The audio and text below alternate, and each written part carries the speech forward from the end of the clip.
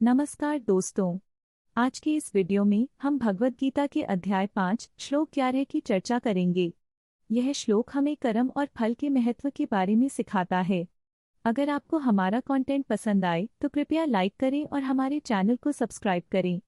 आइए जानते हैं कि इस श्लोक के माध्यम से हमें क्या सीखने को मिलता है।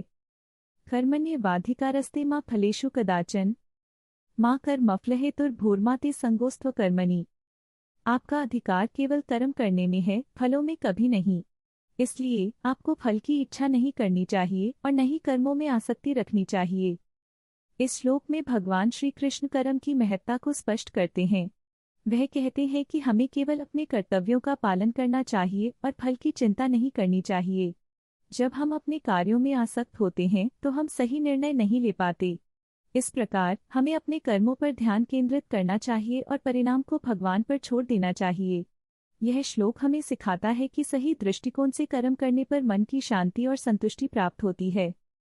एक समय की बात है, एक छोटे से गांव में एक युवा किसान रामू और उसकी पत्नी सीता रहते थे। रामू बहुत मेहनती था, लेकिन पिछले साल उसकी फसल खराब हो गई थी। अब वह फिर से फसल बोने की योजना बना रहा था, लेकिन उसे डर था कि अगर फिर से फसल नहीं हुई तो उसका परिवार कैसे चलेगा।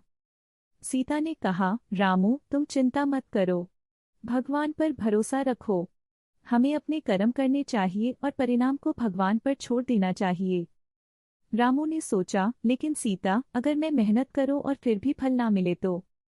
सीता ने हंसते हुए कहा, याद रखो, भगवद गीता में कहा गया है, कर्मण्येवाधिकारस्ते मा फलेषु कदाचन। हमें केवल कर्म करना है, फल की चिंता नहीं करनी चाहिए।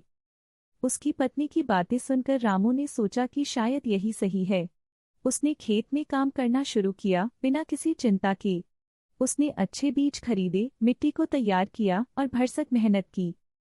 फसल के समय रामू ने देखा कि उसकी मेहनत रंग लाई। खेत सुनहरे फसलों से भर गया था।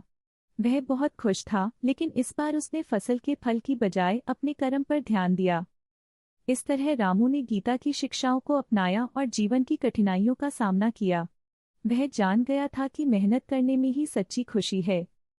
दोस्तों, इस कहानी से हमें यह सीखने को मिलता है कि हमें अपने कर्मों पर ध्यान केंद्रित करना चाहिए। अगर आपको यह कहानी पसंद आई तो कृपया लाइक करें और हमारे चैनल को सब्सक्राइब करें। आगे भी ऐसे ही दिलचस्प कंटेंट के लिए जुड़े रहें।